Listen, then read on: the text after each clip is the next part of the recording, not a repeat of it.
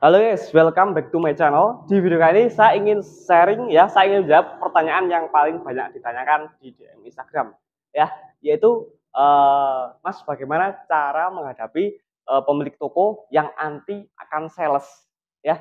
Jadi gini teman-teman, kenapa pemilik toko itu terkadang ada yang kayak benci banget sama sales?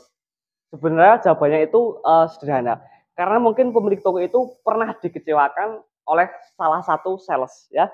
Jadi sehingga pemilik toko akan melakukan apa ya, sudut pandangnya itu sama sales itu sama. Wah, kalau sales mah rata-rata itu penipu. Sales rata-rata itu adalah orang yang membawa produk yang nggak laku ya. Ah, pantas pantas disalesin karena produknya nggak laku, padahal itu sebuah mindset yang salah. Bahkan perusahaan-perusahaan besar ya, itu semuanya juga mempunyai sales ya. Contohnya Unilever, KAO, BNG dan seterusnya, semuanya itu juga ada salesnya ya. Jadi sales itu bukan berarti orang yang membawa produk yang nggak laku. Justru sales itu adalah produk apa ya? Bisa dibilang sales itu adalah orang yang membantu pemilik toko untuk mendapatkan produk yang sedang laku tersebut untuk dijual di toko mereka ya. Kayak gitu teman-teman. Jadi membantu mendistribusikan produk kayak gitu ya. Jadi bagi pemilik toko saya kasih tahu ya, tidak semua sales itu istilahnya itu apa ya? eh Penipu kayak gitu. Ya karena beberapa toko itu ada yang berjibaku sama sales. Mungkin gini, mereka itu dulu pernah mengambil produk ya sama si sales, lalu dijanjiin sama sales mungkin ya. Ini kan nggak laku bisa diretur. Nah ternyata waktu mau diretur, salesnya udah nggak datang lagi ya. Ya itu hanya oknum ya. Karena kalau misalnya itu benar-benar sales yang bertanggung jawab, itu pasti akan diretur kayak gitu. Ya, jadi ditambah lagi kalau sales itu juga membantu para pemilik toko ya, jadi nggak perlu datang ke grosir kayak gitu ya. Jadi tinggal di WhatsApp sales sudah datang kayak gitu. Nah tapi di video kali ini yang ingin saya bahas itu gini teman-teman, bagaimana cara kita menghadapi pemilik toko yang udah terlanjur apa ya, terlanjur nggak suka sama sales. Padahal kita yakin nih, wah ini di lokasi ini kalau saya bisa memasukkan produk di toko ini, produk saya pasti laku. Secara di sini banyak anak nongkrong, terus banyak kendaraan lewat, tempat untuk menunggu ya. Pokoknya ini lokasi bener-bener lokasi idaman. Nah, tapi sayangnya pemilik toko itu anti sama sales. Apa yang harus saya lakukan? Ya, mungkin ini bisa membantu kalian. Yang pertama gini, kalian bisa melakukan kunjungan beberapa kali teman-teman ya. Jadi gini, kesalahan para sales, khususnya sales pemula, misal datang di hari Senin misalnya, toko belum mau. Hari Senin berikutnya harusnya didatengin lagi. Tapi ini udah enggak. Oh ini kemarin Senin saya datengin dan dia nggak mau. Sebenarnya itu salah teman-teman. Waktu pertama kali kita datang dan toko belum mau membeli, mungkin ya, yang pertama gini, biasanya toko akan ngecek gini, ini besok minggu depan datang lagi enggak? Ya. Jadi ini kadang adalah salah satu bentuk tes ya teman-teman yang diberikan pemilik toko kepada sales ya.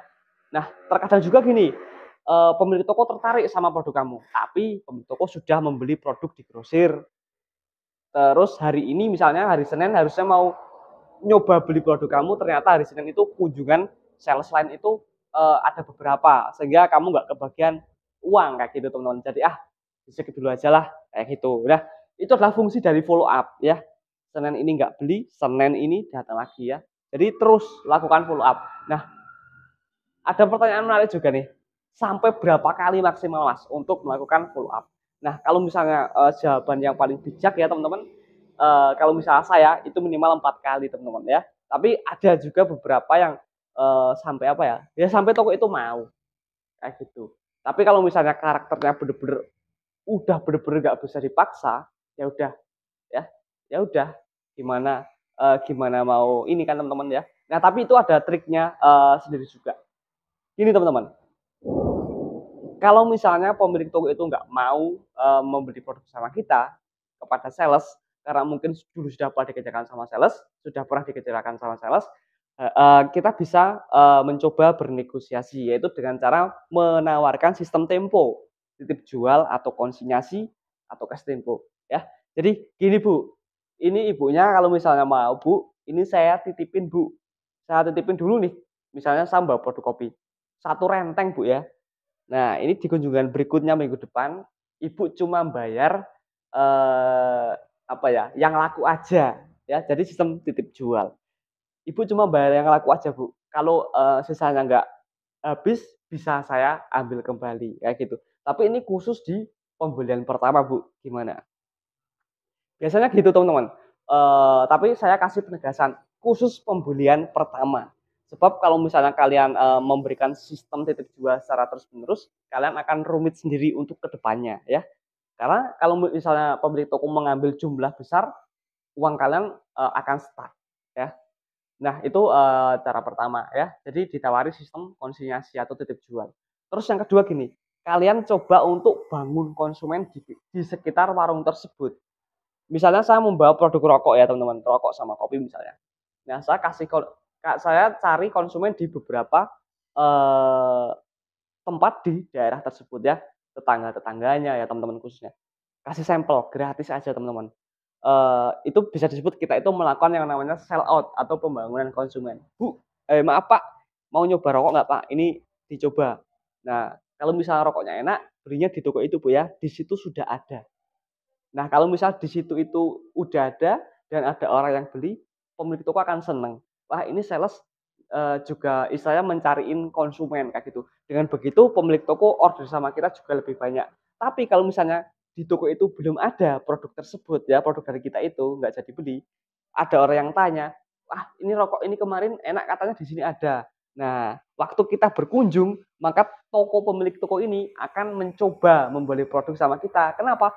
Karena sudah ada yang tanya produk tersebut gitu teman-teman. Jadi kadang ada yang, beralasan seperti ini, "Ah, belum dulu Mas, belum ada yang tanya, belum dulu Mas, nanti takutnya malah stuck, modal saya muter," ya, nggak muter kayak gitu. Karena memang sekarang pemilik toko juga lebih realistis dalam memilih produk, lebih selektif dalam memilih produk, supaya dagangan mereka, dan perputaran uang mereka juga muternya lancar, kayak gitu teman-teman ya. Jadi, itu sih kalau misalnya tips dan trik dari saya, cara menghadapi sales yang, anti sama sales. Tapi ada cara terakhir lagi teman-teman ya, setiap kalian itu datang ya, kalian tinggalkan nomor HP kalian dan usahakan kalian bisa mendapatkan database mereka untuk melakukan follow up secara online juga teman-teman ya. Untuk database fungsinya apa, itu banyak banget fungsinya teman-teman ya. Next time akan saya bahas di, video selanjutnya ya teman-teman.